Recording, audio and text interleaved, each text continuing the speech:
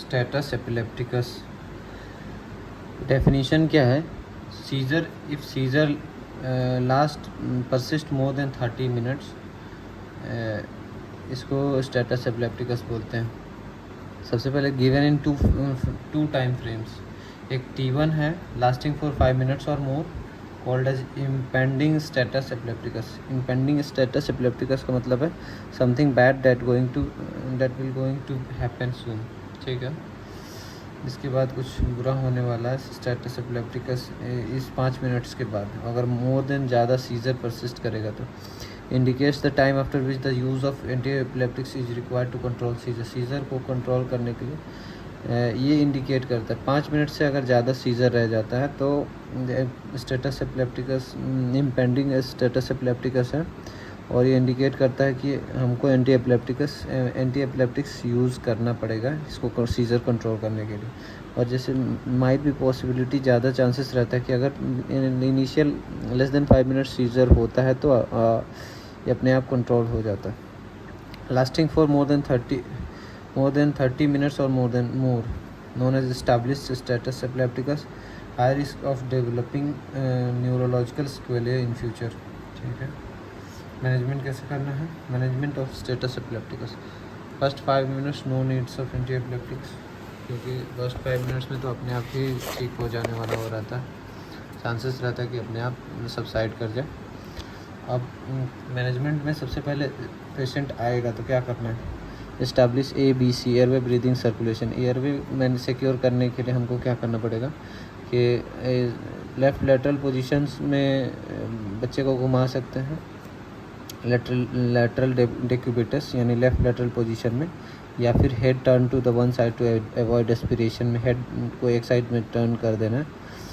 अगर SpO2 oxygen देना है बच्चे को O2 मास्क लगा करके, या अगर breathing if SpO2 less than 92% होगा तो प्रोवाइड ऑक्सीजन, और ज़रूरत पड़े तो एंडोट्रैकियल इंट्यूबेशन और वेंटिलेशन भी दिया जा सकता है। सर्कुलेशन मेंटेन करने के लिए IV एक्सेस लेंगे, इस्टेब्लिश IV एक्सेस। और SS hypoglycaemia blood sugar level अगर लेस देन 54 मिलीग्राम पर डेसीलीटर होगा तो हाइपोग्लाइसीमिया कंसिडर करेंगे, और इसको 10% डेक्सट्रोज बोलस देंगे। डेक्सट्रोज बोलस 5 ml पर kg हाइपोग्लाइसीमिया को ट्रीट करने के लिए देंगे, ये मस्ट है देना। तो बोलता है ABCDEFG, मतलब don't forget to give glucose after 5 minutes till 20 minutes. After 5 minute के बाद जो है IV बेंजोडाइज़ेपिन से स्टार्ट करते हैं, लाइक इंजेक्शन लोराजिपाम 0.1 मिलीग्राम पर kg है, मिडाजोलाम भी 0.1 मिलीग्राम पर kg है। तो ये दोनों IV दिया जा सकता है, लेकिन मिडाजोलाम में एक फैसिलिटी है कि मिडाजोलाम को IM भी दिया जा सकता है, बक्कल भी आता लेकिन लेस इजीली अवेलेबल नहीं होता बक्कल और इंट्रानेजल मिडाजोलाम, बट ये IV और IM दिया जा सकता है। इमरजेंसी कंडीशंस में जब IV एक्सेस नहीं मिले तो IM मिडाजोलाम दिया जा सकता है 0.1 mg पर kg पर डोज, और 5 मिनट तक एक्सेस करेंगे। अगर सीजर नहीं सीज कर रहा है, मतलब सीजर नहीं बंद हो रहा है, तो फिर रिपीट करेंगे एक बार और डोज को, यही लोराजिपाम या मिडाजोलाम कोई सा भी दिया तो 0.1 मिलीग्राम पर kg का डोज को टोटल 2 डोज ऑफ बेंजोडाइज़ेपिन्स दिया।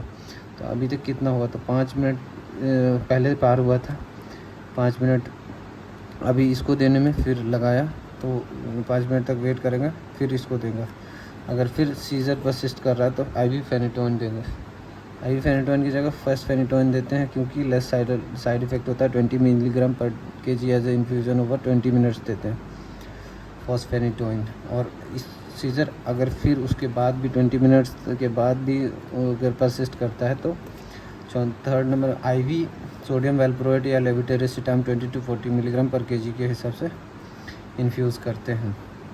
और जो है आफ्टर 40 मिनट्स ऑफ ऑनसेट अगर फिर भी नहीं कंट्रोल होता है, IV फिनोबार्बिटोन एट 20 मिलीग्राम पर kg एज IV इन्फ्यूज़न देते हैं। अगर स्टिल सीजर परसिस्ट करता है तो रिफ्रैक्टरी सीजर स्टेटस एपिलेप्टिकस इसको करार घोषित कर देते हैं, और एनेस्थेटिक्स को के पास एनेस्थीसिया को कॉल करते हैं, ये हमारा काम नहीं है। और एनेस्थीसिया लोग प्रोपोफोल और केटामीन या फिर डेसफ्लोरेन आइसोफ्लोरेन वगैरह दे करके जनरल एनेस्थीसिया देते हैं। तो अगर refractory seizure persisting for more than above the 3 medications दिया और सीजर परसिस्ट करता है तो ये barbiturate coma is induced with continuous infusion of either midazolam, thiopentone और फेनोबारबिटोन, कोई सा भी कंटिन्यूअस इन्फ्यूज़न कर करके बारबिटूरेट कोमा प्रोड्यूस करते हैं। मिडाजोलम, थायोपेंटोन और फेनोबारबिटोन। अगर फिर भी सीजर परसिस्ट करता है तो सुपर रिफ्रैक्टरी स्टेटस एपिलेप्टिकस बोलते हैं। तो इस केस में केटामीन इन्फ्यूज़न, जनरल एनेस्थीसिया देते हैं और प्रोपोफॉल और IV इम्यूनोग्लोबुलिन दिया जाता है।